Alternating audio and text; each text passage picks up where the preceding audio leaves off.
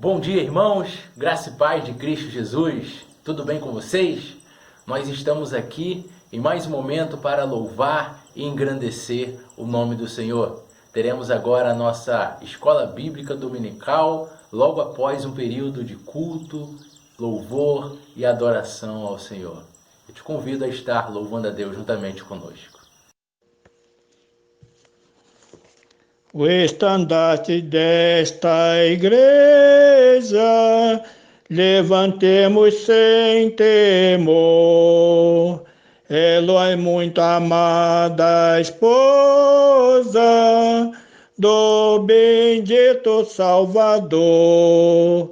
É Jesus o comandante, verdadeiro que a conduz. Somos nós os seus soldados, nesta igreja de Jesus.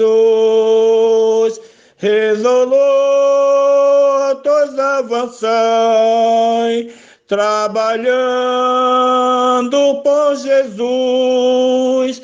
O estandarte levantai, espalhando a sua luz.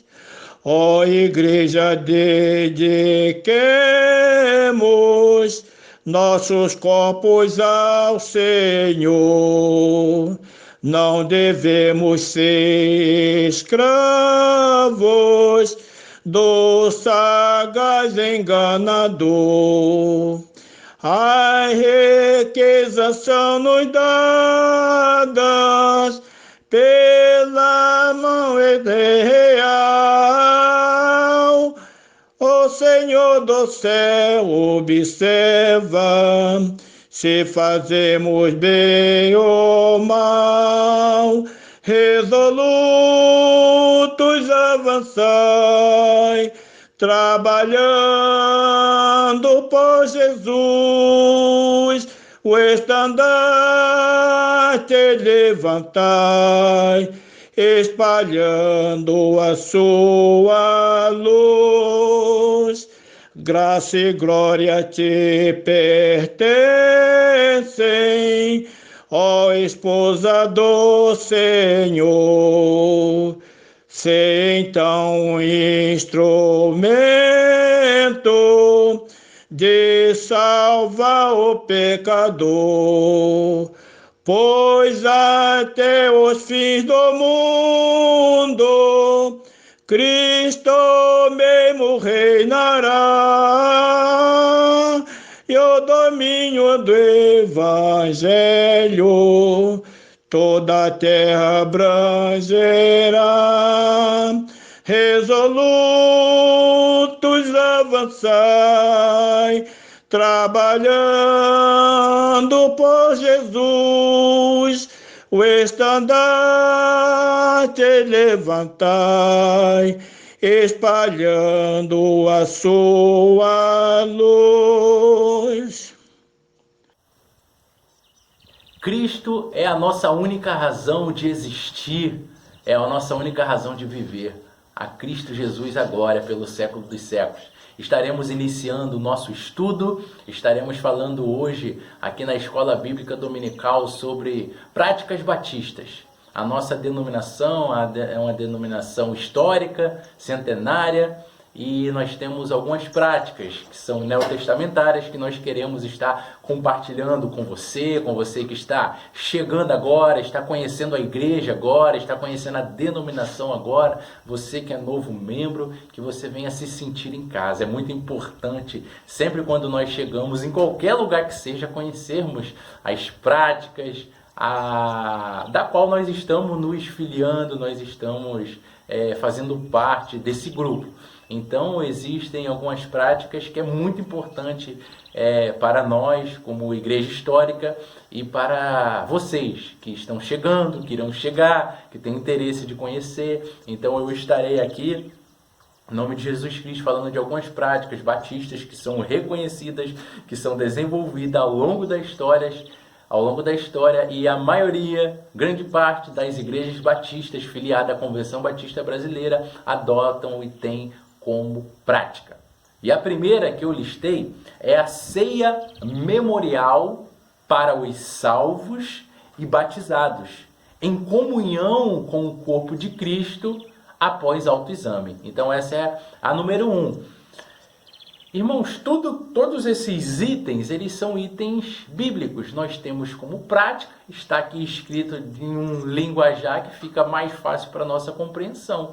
Mas se nós examinarmos, por exemplo, logo nesse capítulo 1, logo nesse ponto 1, o livro a primeira carta que o apóstolo Paulo escreveu para a igreja de Corinto, especificamente ali no capítulo 11, nós vamos ver que o texto bíblico ele trata sobre todo esse item 1 que eu acabo de ler. Ceia memorial para os salvos batizados em comunhão com o corpo de Cristo após autoexame. Então, da onde o pastor, da onde a igreja tirou isso?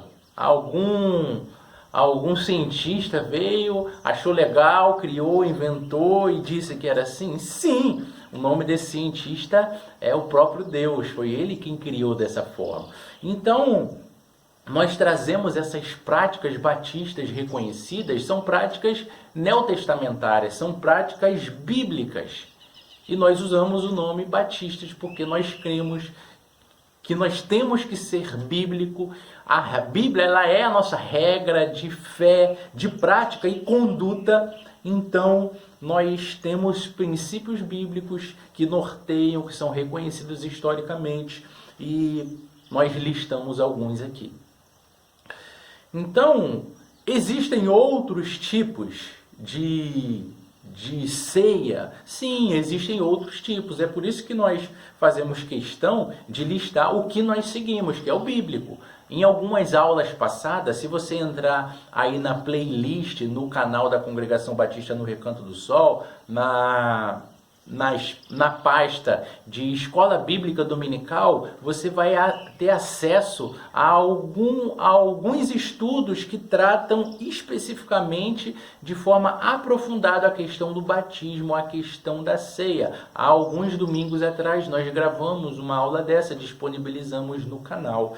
Então trata de forma mais específica os vários tipos de ceia que existem, várias denominações, inclusive evangélicas, que adotam outro tipo porque acham conveniente, gostam, entendem dessa forma, mas a forma bíblica é a ceia memorial. Cristo ele diz fazer isso em memória de mim. Paulo ele diz eu recebi e dessa forma estou transmitindo. Todas as vezes que comerdes, beberdes e comerdes, fazer isso em memória de mim. Então, todos os itens que nós escrevemos de forma que venha facilitar o seu entendimento são extraídas do livro da capa preta. Algumas são brancas e existem vários tipos hoje em dia, mas é extraído da palavra de Deus.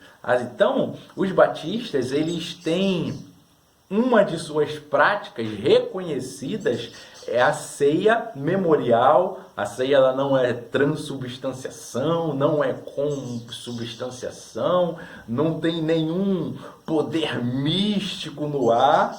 Ela é um memorial, uma ordenança, e é para os salvos. Eu não posso pegar qualquer pessoa que está passando em frente da igreja e falar, vem cá, hoje é ceia, toma aqui que você vai ser curado. Isso não existe. Não tem nenhum texto bíblico que venha dar base para que uma igreja venha adotar essa prática. Pastor, para que você está falando isso então? Porque existem igrejas que agem dessa forma. Isso é um exemplo que eu não estou inventando. São igrejas que agem dessa forma. Então, nós temos que sempre buscar ser bíblicos, o mais bíblicos possível. Nós temos que ser bíblicos. Nós não temos que inventar doutrina para a igreja. A doutrina da igreja é uma doutrina bíblica. Então, a ceia ela é memorial, ela é para os batizados, e Paulo ele vem ensinar que tem que estar em comunhão.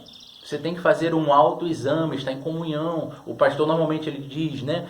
Você que está em comunhão com a sua igreja, né? Com o seu pastor, com seus irmãos. tome desse pão, tome desse cálice, participe desse momento de comunhão. Então nós temos que estar em comunhão, se estiver em pecado pedindo perdão para os nossos irmãos, não tem que ter nenhum impedimento. Vamos para o segundo ponto? Segundo ponto, práticas batistas historicamente reconhecidas. Concílios abertos às igrejas co-irmãs para a organização de igreja. Então nós temos por prática, os nossos concílios, eles são abertos. Como que funciona a igreja batista para iniciar um trabalho batista? Quem nasceu primeiro, o ovo ou a galinha? Ninguém vem do além do nada. Não deu aqui na minha cabeça, poxa, eu vou fazer uma igreja aqui e vai ser desse jeito. Nós temos um costume, que é um costume histórico. Entendemos que igreja gera igreja. Então, eu sou membro dessa igreja aqui. Vamos dizer, essa aqui é a primeira igreja batista de São Pedro da Aldeia, já está com quase 90 anos de história. Então eu sou o líder dessa igreja, o Senhor me deu uma visão, eu estou entendendo que no bairro tal tem que ter um trabalho batista, porque lá não tem igreja batista, então eu vou orar ao Senhor, vou entender a vontade dele, vou conversar com a diretoria da igreja, pedir apoio para os irmãos estarem orando, ouvi-los, e quando nós entendermos, termos certeza que o Senhor dirigiu, nós vamos ter ali um ponto de pregação. Normalmente pode acontecer de nós não termos, é bem comum, um espaço físico, um templo físico. Então aquele bairro ali legal, né? Recanto do Sol, nós vamos iniciar um ponto de pregação. E tem uma irmã que mora ali, tem um tal de uma irmã Deri que mora ali. Vamos começar a fazer um culto aqui na casa dela? Vamos fazer um culto? Vamos convidar os moradores? Então assim inicia o trabalho, direcionado pelo Senhor, o dono da igreja. Então inicia esse trabalho na casa de um irmão que mora ali, ou de algum conhecido, de algum parente, e nós chamamos um ponto de pregação do Evangelho. Então nós estamos ali pregando o Evangelho, o Senhor a cada dia, Atos 2, vai acrescentando aqueles que devem ser salvos, vai crescendo. Então chegou um número de pessoas que agora vamos começar a nos organizar, tem gente crescendo, isso aqui agora é uma congregação. Então a tendência de uma congregação é crescer e se tornar uma igreja independente. E quando ela estiver madura, tiver um número de pessoas, nisso já passou meses, anos, e a congregação já está madura, então ela está pronta para ser organizada. Dentro desse ponto 2, se tornar independente. A igreja mãe, nesse exemplo que eu dei, né, a primeira igreja batista de São Pedro da Aldeia, ela vai falar com as igrejas co-irmãs, que são filiados àquela associação e convenção, nós iremos ver logo mais sobre isso. Então ela vai avisar, olha só, a nossa congregação lá no Recanto do Sol, ela está madura, está crescendo, bênção de Deus, ela quer se tornar uma igreja independente. Então nós vamos convidar nossas igrejas co-irmãs, as igrejas vão enviar seus pastores, seus membros para estar representando cada igreja, para estar examinando essa congregação, ver se ela está apta, né? E estando apta, ela será organizada em uma igreja. Isso é aberto, não é debaixo de panos. Existe, pastor, igreja, denominações que trabalham assim, escondido debaixo de panos? Sim. Então, nós trabalhamos com concílio aberto para as igrejas co-irmãs estarem presentes. E qualquer outra igreja que ele está presente vai poder estar presente ali, tá bom? Então, esse é mais uma prática batista reconhecida, histórica. Os concílios são abertos para as co-irmãs estarem presentes para estar organizando igreja. Nós estamos fazendo o estudo de Apocalipse às quintas-feiras, e nós estamos terminamos o capítulo 2, essa semana estaremos iniciando o capítulo 3 e estamos vendo ali Jesus Cristo falando com cada uma das suas igrejas, né? Aquelas 7 igrejas da Ásia Menor, hoje atual Turquia, mas que número 7 representa a totalidade da igreja, então é para todas as igrejas. Nós vemos que existem em cada igreja, igrejas compostas de pessoas, igrejas independentes, são co-irmãs entre si. Essas igrejas, ela é um exemplo, são igrejas que foram ordenadas, foram coordenadas, foram organizadas com o passar do tempo.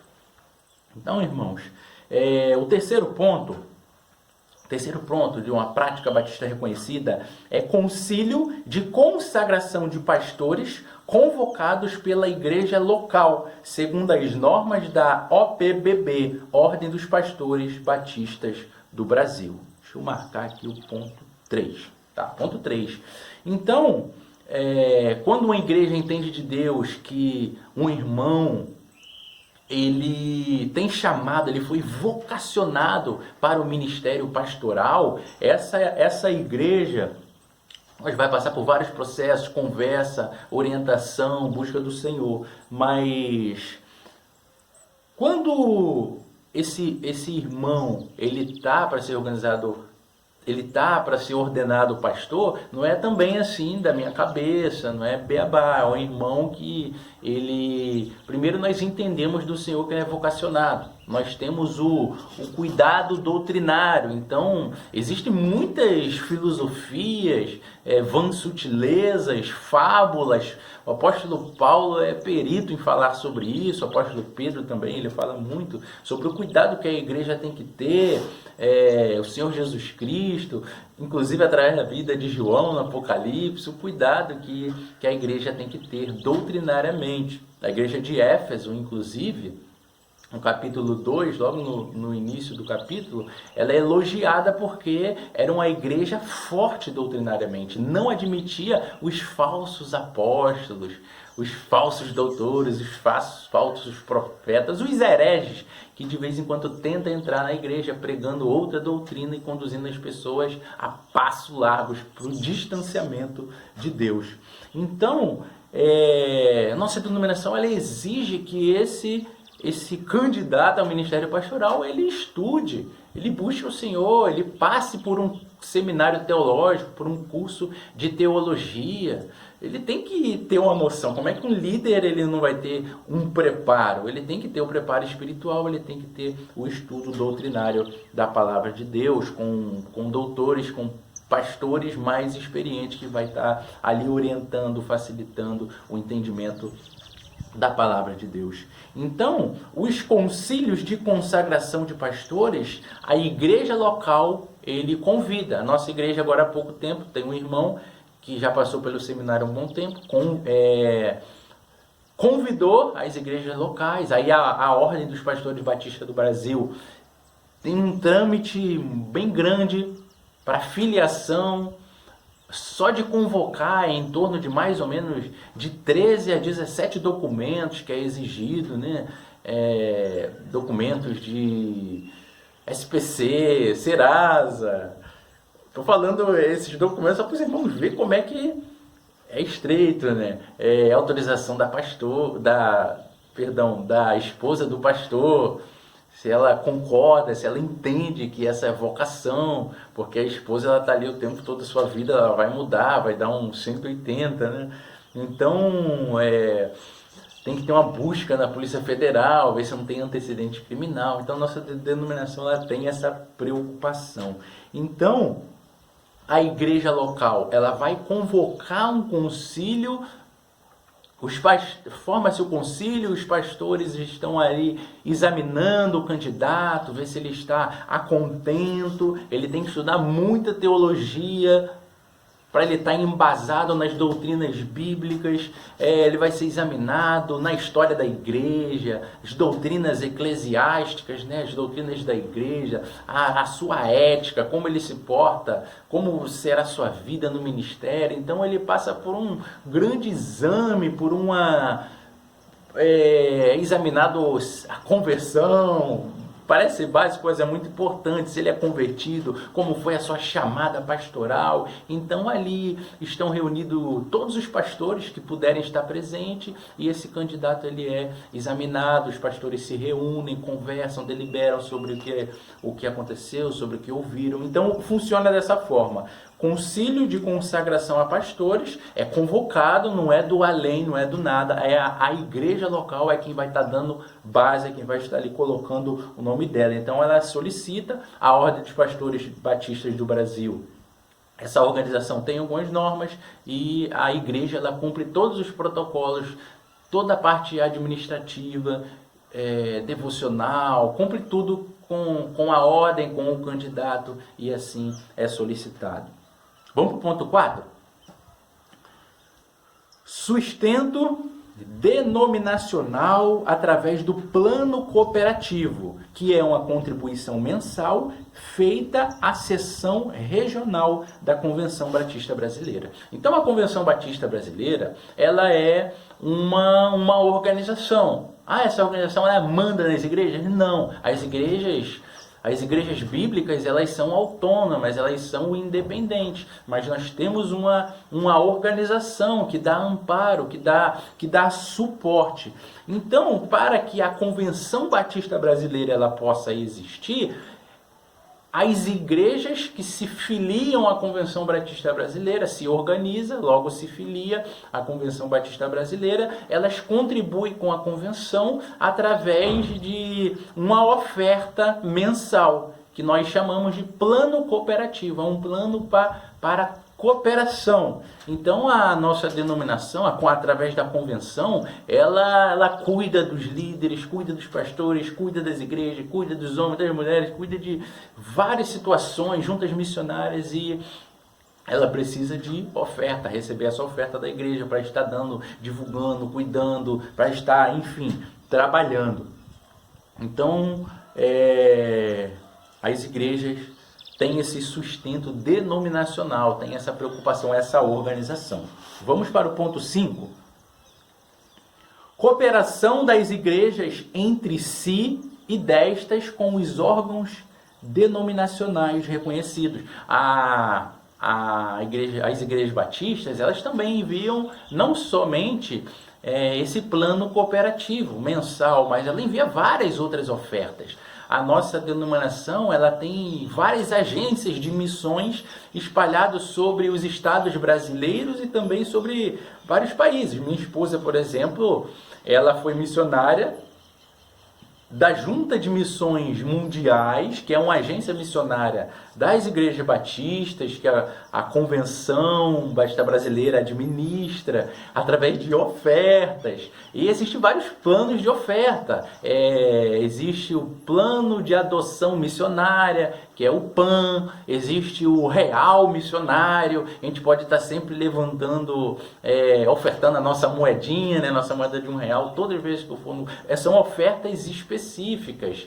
Então nós fazemos 3, 4 campanhas de missões durante o ano para estar enviando para nossas várias juntas de missões, estaduais, regionais, locais, mundiais. Minha esposa, o exemplo que eu dei, viajou pregando o evangelho durante em toda a América Central, em todos os países da América Central. Ela foi ali pregando o evangelho, representando nossa denominação, teve várias experiências maravilhosas de salvação com muitas vidas. Então, existe a cooperação das igrejas entre si e desta com os órgãos denominacionais reconhecidos. Há pouco tempo atrás, nós tivemos um mega evangelismo na congregação no Recanto do Sol, São Pedro da Aldeia. E foi dirigido pela organização de homens da nossa igreja, mas nós pedimos o apoio de todas as igrejas, de todos os homens. Foi dirigido por um trabalho específico dos homens. Então nós solicitamos um apoio da União de Homens Batistas Litorâneos, que é a nossa associação litorânea fluminense. Especificamente a litorânea, ela enviou vários homens de várias igrejas. Existe o seu presidente dos homens, convoca os homens, e veio centenas de homens lá para a nossa igreja. Nós passamos o dia inteiro evangelizando lá no bairro. Então, cada homem daquele ali, mais de 100, cada um pertence a uma igreja batista em alguma cidade, aqui da nossa seção fluminense, aqui da região dos lagos. Então, eles vieram para o Recanto do Sol porque eles entendem que eles fazem parte de uma estrutura muito maior, que é dirigida pelo Senhor Jesus, e tem que pregar o evangelho desde o outro lado da esquina de sua igreja local até os confins da terra. Então a nossa igreja, nossa denominação, ela é organizada dessa forma. Esse é um exemplo. As igrejas, elas são cooperantes entre si e com a nossa denominação. 6. filiação aos órgãos denominacionais, associações e convenções. Então, as igrejas, elas são filiadas à associação. A associação possui uma diretoria estatutária. Existe a igreja local, ela tem uma diretoria estatutária. Existe a associação ela tem uma diretoria estatutária. Existe a convenção ela tem uma diretoria estatutária. Então nós aqui, litorâneos, estamos aqui sendo cuidados por essa diretoria, sendo assistido. Eles trabalham com inúmeras áreas, revistas, muitos trabalhos missionários específicos para a nossa área, para o nosso campo missionário, nosso campo de atuação. E nós temos a Convenção Fluminense, que é já um órgão maior, que abrange mais cidades, abrange mais igrejas. Então nós temos a associação, nós temos a convenção, e a igreja local ela é filiada à associação e automaticamente é filiada à convenção. Existe a convenção brasileira, existem as convenções estaduais, existe a convenção mundial e existem as associações. É como se fosse um cordão umbilical, um ligando ao outro, e todo mundo se conhece, todo mundo está ligado, um cuidando do outro, e assim nós vamos crescendo para a glória de Deus. 7. Plantação de igrejas autônomas, autossustentáveis e autopropagáveis. Esse 7 aqui, ele volta lá em um ponto que nós já vimos, é o 2, concílio, organização de igrejas, né? Está tudo amarrado, né? Então, a plantação de igreja autônoma, autossustentável, autopropagável, nós vemos que as igrejas, elas possuem um endereço. Elas não dependem de outra para pregar o evangelho. Como é que é isso, plantação de igreja? Nós queremos plantar uma igreja, um ponto de pregação. A congregação ela vai se tornar uma igreja que tem um endereço, uma igreja que tem um nome, está localizada no lugar, tem a sua membresia. Então nós plantamos uma igreja. Essa igreja ela é autônoma. Ela está sujeita somente ao senhorio de Cristo Jesus. Jesus ele é o dono dessa igreja. Então, para uma igreja se tornar autônoma, ela tem que ser, são os autos conhecidos, né? Ela tem que ser autossustentável. Os membros, que é quem contribui, ela não recebe nenhum dinheiro de nenhuma outra fonte, de Estado, nada disso. Os membros, através da sua fidelidade a Deus, através de seus dízimos e de suas ofertas. Então a igreja ela é autossustentável, a igreja ela é autopropagável, ela se sustenta, ela se administra, ela tem condição de pagar a sua água, de pagar a sua luz, de enviar missionário, de pregar o evangelho, de pagar a internet, de limpar a igreja. Tudo para uma igreja existir, existe uma estrutura muito grande por trás. Então a igreja ela tem que ser autossustentável, tem que ter condições de sustentar. Ela tem que ter condições de propagar, ela consegue pregar o evangelho. Ela não depende de outra igreja. E ela tem que ser autogovernável, ela tem que ter uma diretoria estatutária, registrada em cartório. Então, essa igreja, ela é autônoma, ela é independente, sujeita somente ao senhorio de Cristo Jesus. Número 8.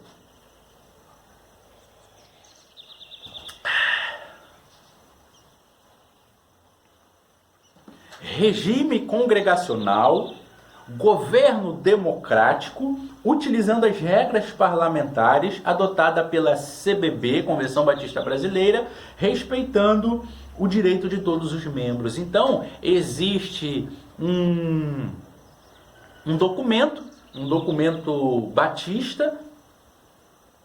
Então, esse documento, ele vai dirigir as igrejas locais, ele vai dar uma ideia de como a igreja local ela deve se portar. O governo da Igreja Batista, está lá no documento que o governo da Igreja Batista, ela é democrático. Ela é um regime congregacional, nós somos congregacionais, congregamos, somos democráticos, o pastor não é o chefe, não é aquele que manda na igreja, ele é um líder que foi ali, Romanos capítulo 13, né, instituído pelo Senhor para estar apacentando aquele rebanho. Os diáconos não mandam na igreja, o irmão fulano, que é irmão há 500 anos daquela igreja, é um membro fundador, ele não manda na igreja. Ele não é Pedro que tem a chave da igreja. Então as igrejas batistas, elas são democráticas, assim como as igrejas neotestamentárias. Elas decidiam as suas coisas através do entendimento da maioria, através do voto. Não é um movimento de liderança onde só os presbíteros mandam na igreja, onde um grupo seleto da igreja vai mandar. Não é assim que as igrejas neotestamentárias se portavam. Então há um regime congregacional, onde cada membro tem voto, o governo é democrático, é o Senhor Jesus quem dirige, a igreja, toda a membresia toma a sua direção dirigida pelo Senhor Jesus Cristo. Então nós temos as regras parlamentares da Convenção Batista Brasileira para orientar as igrejas locais. Fala-se sobre os direitos da igreja local, o direito do pastor, o direito da diretoria, o direito dos membros.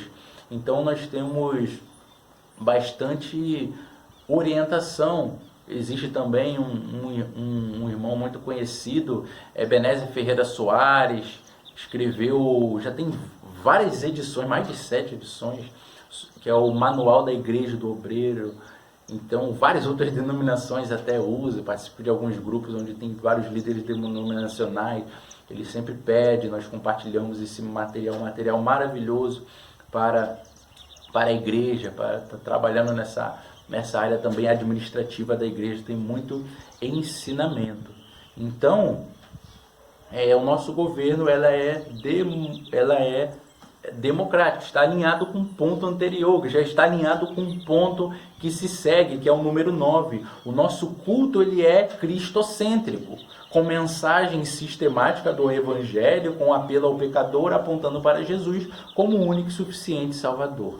Então, todo culto das igrejas batistas, a grande maioria, ela adota o culto cristocêntrico, ou se não adota, deveria adotar. Cristo é o centro, não sou eu que sou o líder, não é o outro irmão, a outra irmã que é ousada da terra das Arábias e tudo mais. O culto ele é cristocêntrico. Cristo, Jesus Cristo, ele é o centro. Então, nós não vamos ver imagem na igreja, nós não vamos idolatrar homens, nós vamos idolatrar o nome de Jesus, porque foi ele quem morreu por nós e quem ressuscitou e quem nos dá direito às moradas eternas. Então, a mensagem do Evangelho ela é sempre cristocêntrica, exaltando a Deus, mostrando que nós somos pecadores e não há outro meio de chegar a Deus senão através de Jesus Cristo. Então nós sempre apontamos para Jesus como o único e suficiente Salvador de toda a humanidade que morreu por mim e por você. 10º ponto.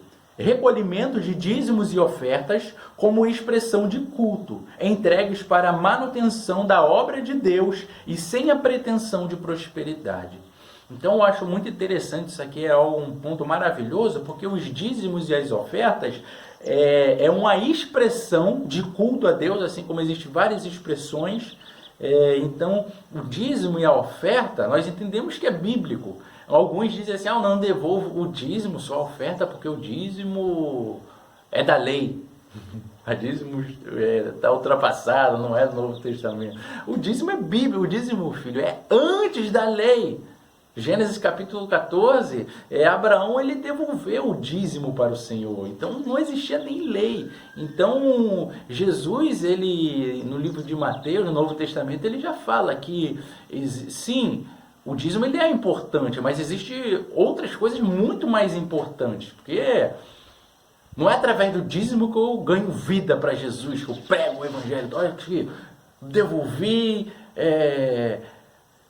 R$600 de dízimo, entrega sua vida a Jesus, você vai ter condição de devolver, entrega, se arrepende. Não é dessa forma que nós vamos pregar e evangelizar, né? Então Jesus ele diz que o amor é muito importante, a misericórdia, mas nós não devemos deixar de devolver o dízimo ao Senhor, porque o dízimo é fidelidade, é isso que Jesus ensina. Nós temos que ser amorosos. Está muito mais importante. O amor, a misericórdia, a paciência. Mas nós não devemos deixar essas coisas e desprezar o dízimo, que é bíblico. Então, a oferta, nós sempre ofertamos, temos várias campanhas de evangelização com as mulheres, com os homens, com as crianças, com os adolescentes, embaixadores do rei, as mensageiras do rei, várias programações evangelísticas, pregando, levantando oferta, ganhando vidas para o Senhor Jesus. Então, os dízimos, eles são entregues, dízimo é oferta para a manutenção da obra de Deus, sem a pretensão de prosperidade. Ninguém quer ficar rico, a gente quer pregar o Evangelho e ganhar vidas. 11. Comprometimento com a obra missionária, através do envio, da oração e do sustento missionário. Eu já dei uma palhinha em alguns pontos anteriores. Nós enviamos o missionário, a igreja local envia o missionário. Esse missionário, ele tem um pai, a igreja local é quem está enviando. A minha esposa, o exemplo que eu dei, ela foi enviada, ela foi sustentada pela igreja. Os irmãos enviavam ofertas através da Junta de Missões Mundiais, que administrava e supria todas as necessidades dos missionários que estavam ali, de vários países, trabalhando, pregando o Evangelho. Acontece aqui também no nosso país. Temos acompanhado muito através da Junta de Missões Nacionais o trabalho maravilhoso que tem sido desempenhado no sertão brasileiro. Então existem missionários que estão ali diuturnamente preocupados com a obra do Senhor, trabalhando 24 horas para o Senhor, pregando o Evangelho, visitando, acompanhando, através de seus dons e talentos, sendo usado para a glória de Deus. Então, quem sustenta esse missionário é a igreja local, tanto financeiramente, como também com oração. Então, a igreja vai orar, a igreja vai enviar, a igreja vai acompanhar, a igreja vai cuidar. Então, nós temos esse comprometimento com a obra missionária. Oração pública, individual ou em grupo, com decência e ordem, sempre buscando a vontade de Deus. Então nós somos reconhecidos historicamente que a oração, ela pode ser pública, ela pode ser individual, ela pode ser em grupo. Não existe essa questão de orar de um jeito. Uma certa vez um colega, ele foi... nós fomos orar junto, eu convidei esse colega para orar e ele me impôs orar de joelho, que se eu não orasse de joelho, Deus não ia ouvir, porque Jesus, quando ia para o monte, né, ele se ajoelhava, ele orava, então Deus só vai aceitar se for de joelho. Então, nós batistas não entendemos dessa forma. A oração, ela pode ser pública, pode ser individual, pode ser em grupo, pode ser lavando louça, pode ser cuidando do bebê, estando ligado ali. Fazemos muito isso agora com a minha neném. Então, ela tem que ter ordem e decência e buscar sempre a vontade de Deus, não tem mistério. 13. Estudo sistemático e aprofundado das Escrituras através da Escola Bíblica Dominical. A nossa denominação, olha que pássaro lindo, ela é conhecida historicamente. O trabalho iniciou através da Escola Bíblica Dominical. Os batistas historicamente são conhecidos como os homens Bíblia. Então, nós nos preocupamos muito, amamos a Escola Bíblica Dominical. Eu sempre falo lá na igreja que é o estudo de teologia 0800, de graça. Então nós temos que valorizar, nós temos que estar presente, porque nós vamos nos aprofundar em um estudo sistemático, específico, através de um tema, e vamos mergulhar dentro desse tema. Então, através da Escola Bíblica Dominical, nós nos aprofundamos nas Escrituras Sagradas. Então, nós conhecemos a Deus, nós nos conhecemos através da Escola Bíblica Dominical, através do estudo sistemático. A nossa denominação, ela começou através do trabalho, com a Escola Bíblica Dominical, ganhando crianças, tirando crianças do mundo das drogas, da vida do crime. E nós louvamos a Deus pela Escola Bíblica Dominical, pelo trabalho de nossos nossos antecedentes que tanto trabalharam, que tanto se dedicaram para que o Evangelho fosse pregado e anunciado através da Escola Bíblica Dominical. Batismo por imersão de convertidos mediante pública profissão de fé. Então, nós temos que ter o cuidado em quem nós iremos admitir no hall de membro de nossa igreja. Eu não posso pegar qualquer pessoa que vai envergonhar o nome da igreja, que vai envergonhar um nome que está acima de todo nome, o nome de Cristo Jesus. Ah, não, tem esse bandidão aqui, pá, do morro, ele é legal, vamos batizar logo ele. O batismo não salva. Então não tem por que a pessoa querer ser batizada porque ser batizada. Através do batismo, a pessoa está cumprindo uma ordem de Deus.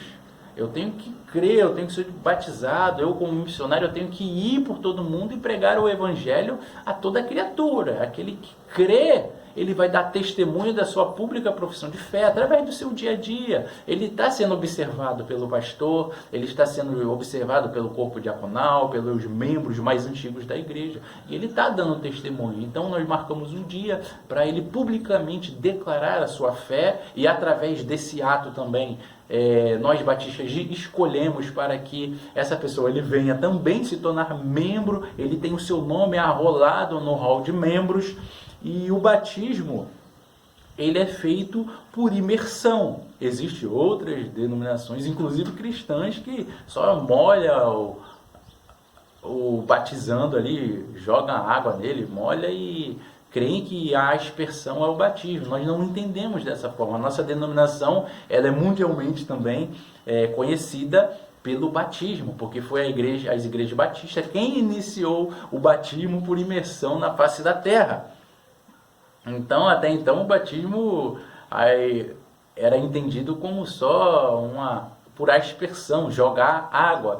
Mas nós temos inúmeros textos bíblicos, Filipe, Jesus, onde eles entram em um lugar onde tinha água e rio. Se eles entraram, houve necessidade de mergulhar. Eles saíram. Se eles saíram, houve necessidade de entrar. Então, nós cremos que o batismo ele é por imersão, tem o seu significado simbólico, né? Que é a morte para os prazeres do mundo e o desejo de viver uma vida com o Senhor. Então, através do batismo, quando o irmão ele desce as águas, ele está simbolicamente declarando que ele é de Jesus agora, ele morreu e foi sepultado juntamente com Jesus, e quando ele sai das águas, ele está sendo simbolicamente ressuscitado juntamente com Cristo para uma vida ortodoxa, para uma vida devota ao Senhor Jesus. Então o batismo, que simboliza essa morte, sepultamento e vida com Cristo, é através da imersão, é a melhor forma para representar, não jogando uma água nesse candidato ao batismo. 15. Assembleia administrativa para a prestação de contas, movimentos de membros e deliberações. Então a igreja ela tem o costume, ou mensalmente, dependendo do tamanho da igreja, trimestralmente, as igrejas batistas têm a prática, né, de mensalmente estar se reunindo num culto administrativo para estar prestando conta, entrada, saída, para onde entrou, o tesoureiro, junto com a comissão de finanças, dão um parecer, examinam, fiscalizam e apresentam para toda a igreja, que é democrática, as finanças, as entradas, as saídas, né? A prestação de contas que nós lemos aqui. A movimentação de membros, sempre está entrando membros, ou pode ter saído algum. Então toda a igreja, nós temos esse controle. Existe o secretário que faz parte da diretoria estatutária, que é eleito pela própria igreja, estará falando sobre essa movimentação de membros na igreja. Qualquer deliberação que se faça necessário será feito nesse culto administrativo, que nós chamamos de assembleia regular, que nós chamamos de sessão, enfim. 16. Casamento entre pessoas do sexo oposto, nos termos civis, respeitando nossos princípios e doutrinas.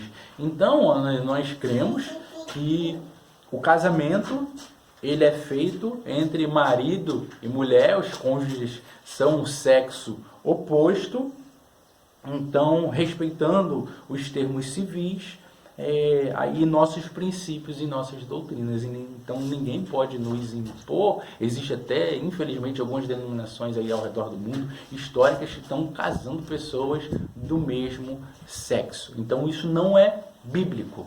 Por mais que tentem forçar, tentarem colocar goela abaixo, né, como diz o ditado, isso não é bíblico, nós não entendemos dessa forma. Então os princípios batistas, os princípios bíblicos têm que ser preservados. 17. Vale-se a pena das Sagradas Escrituras como revelação para os nossos dias. Então,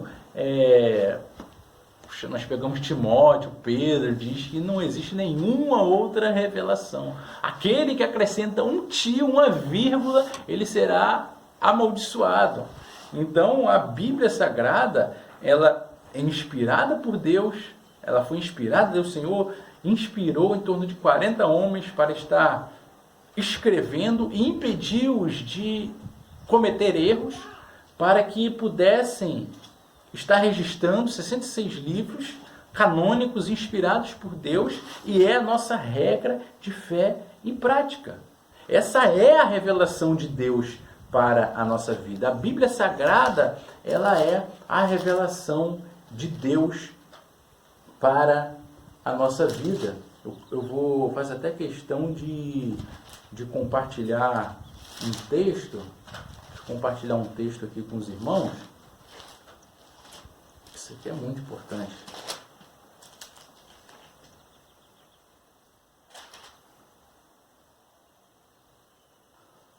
Sabendo, primeiramente, isto, que nenhuma profecia da Escritura provém de particular elucidação, provém de particular interpretação, porque nunca, jamais, qualquer profecia foi dada por vontade humana. Entretanto, homens santos falaram da parte de Deus, movido pelo Espírito Santo. 2 Pedro 1, 20 e 21. Então nós cremos que não existe nenhuma outra profecia. A Bíblia, ela diz que ela é a profecia. Não existe nenhuma outra. Então nós não temos que ressuscitar os mortos para falar conosco. Não tem que inventar o profeta fulano de tal que veio te entregar a profecia. Pessoas que agem dessa forma que estão sendo antibíblicos. Não estão sendo bíblicos, porque aqui está a profecia de Deus para as nossas vidas. Deus fala conosco através da palavra de Deus, através da Bíblia Sagrada. Se não for assim, eu tenho que rasgar a Bíblia, né? Então, apenas as Escrituras Sagradas como revelação para os nossos dias. Essa é uma prática batista reconhecida histórica também. 18. Reconhecer e ensinar que todo crente recebe e é batizado no Espírito Santo no ato de sua conversão. O Senhor, ele não abandona aqueles que são seus. Então nós somos batizados no Espírito Santo no ato de nossa conversão. Eu fiz um estudo há pouco tempo também, inclusive aqui nessa playlist de Escola Bíblica Dominical, classe de doutrina, que falamos, nos aprofundamos nisso, porque existem algumas denominações que creem erroneamente que a pessoa recebe o Espírito Santo, ela é crente, mas não tem o Espírito Santo. Como é que é isso? Isso é rasgar a Bíblia, né? Então, nós cremos que o Espírito Santo, ele se faz morada quando nós o confessamos, quando nós pedimos para que ele venha habitar entre nós, quando nós reconhecemos que somos pecadores, nós somos convencidos pelo Espírito Santo. Então ele vem fazer morada, ele nos convence de nosso pecado. E ninguém pode dizer Senhor, Senhor, ninguém pode dizer que Jesus é o Senhor, se não for pelo Espírito Santo.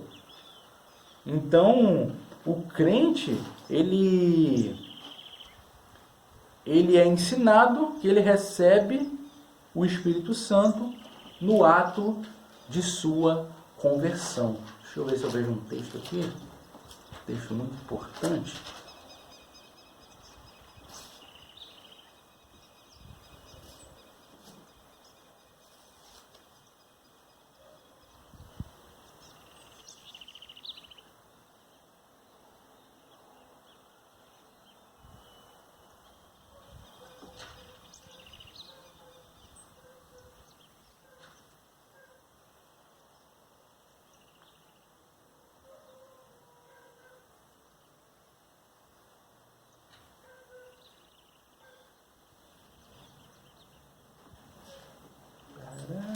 rapidão.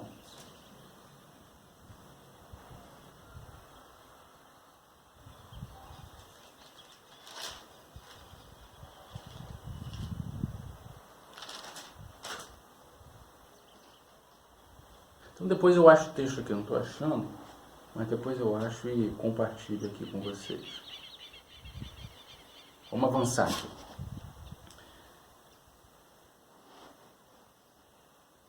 (19) Obediência civil respeitando os princípios bíblicos. Obediência civil respeitando os princípios bíblicos. Então nós colaboramos para que a nossa sociedade venha crescer. Nós respeitamos as autoridades seculares que foram instituídas. Aqui no Brasil é mediante o voto, é uma democracia. Lógico, e respeitando os princípios bíblicos, né? Mas vale agradar a Deus do que os homens. Se existe algo que vem contra a palavra de Deus, não tem como respeitar. Por exemplo, o Estado vem querer impor à igreja, mergulhar na igreja, dizer que ela que manda, isso não existe. Me obrigar a casar pessoas do mesmo sexo, isso não existe. Então eu vou respeitar os princípios bíblicos. 20.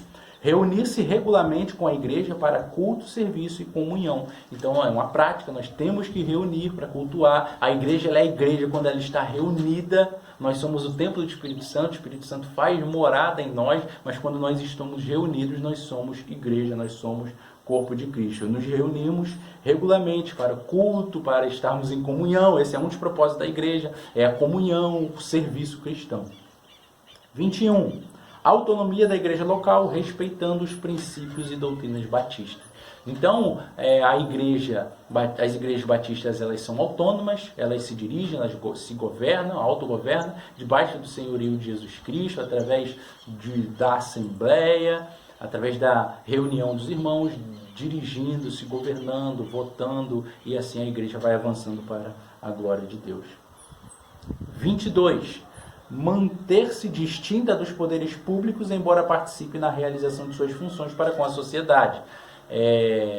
A igreja é a igreja do Senhor Jesus, o Estado tem outra função. O Estado tem sua função, a igreja tem sua função. A igreja colabora com o Estado protege a igreja, tem a função de proteger a igreja. Está na Constituição, ela tem que prover segurança para que a igreja possa estar professando a sua fé, cultuando o seu Deus, livremente. Então, a igreja tem essa obrigação com a sociedade, de estar educando. A igreja resgata tanta gente do mundo das drogas, ela restaura casamentos, então ela acaba colaborando com o Estado dessa forma, trazendo uma mentalidade cristã sobre a sociedade, assim a sociedade vai melhorando, vai crescendo. 23. Responsabilidade social, sem perder de vista a sua missão de caráter espiritual. A igreja ela tem a sua responsabilidade social. Ela atende, ela visita, nós fazemos muito isso, esses atendimentos espirituais, esses atendimentos sociais, mas a igreja ela não é assistencialista, porque isso em si mesmo a pessoa vai morrer sem Cristo, ela vai padecer, ela vai para o inferno. Então a igreja, ela tem um caráter espiritual. Sua principal missão é pregar o Evangelho. E ela consegue também pregar o Evangelho através de uma assistência a um necessitado. Um exemplo, né, que a igreja faz muito, é assistência através de cesta básica, remédios e tudo mais. Então a igreja ela tem sua responsabilidade social, mas a sua missão é de caráter espiritual. 24. Reconhecimento da soberania de Deus e de seus atributos. As igrejas batistas, elas reconhecem a soberania de Deus. Deus, ele é soberano, reconhecendo os atributos de Deus, a onisciência que o homem não possui, a eternidade que o homem não possui, só irá possuir quando entregar sua vida a Cristo, estará com ele na eternidade. A onipotência, Deus, ele é onipotente, ele é onisciente, ele é onipresente. Então nós reconhecemos os atributos de Deus, e são os atributos incomunicáveis, né? São atributos naturais de Deus que ele não compartilha com a sua criação. Então nós reconhecemos que Deus, ele é soberano, ele nos criou, ele governa a nossa vida e ele nos sustenta. 25. consagração da vida e dos dons a Deus. Nós consagramos a nossa vida ao Senhor, nós consagramos os dons que não são os nossos, é do próprio Senhor. Ele nos dá dom, a palavra do Senhor na 1 Coríntios diz que Ele nos dá dons para a edificação do corpo de Cristo, não é para nós. Então nós temos sempre períodos de consagração, de separação, de santificação, de busca ao Senhor, para que o poder de Deus venha a ser aperfeiçoado em nós e através de nós. E o último ponto aqui é a carta de transferência. De igreja para igreja, entre as igrejas de mesma fé e ordem.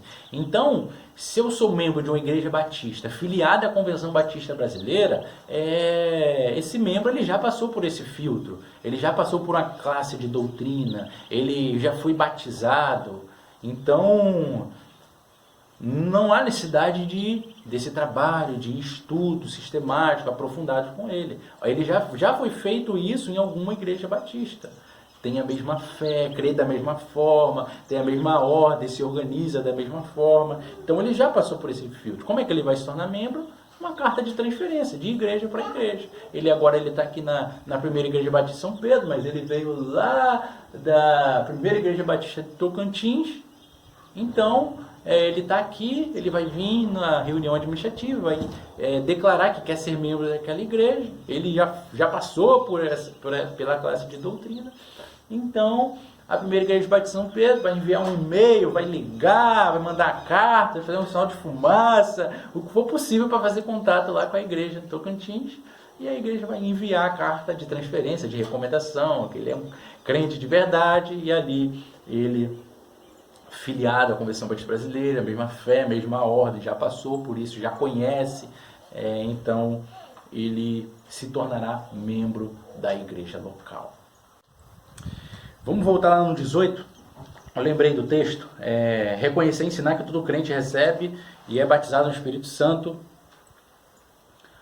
no ato da sua conversão. Nós falamos sobre isso há pouco tempo atrás. Efésios, capítulo 1, versículo 13.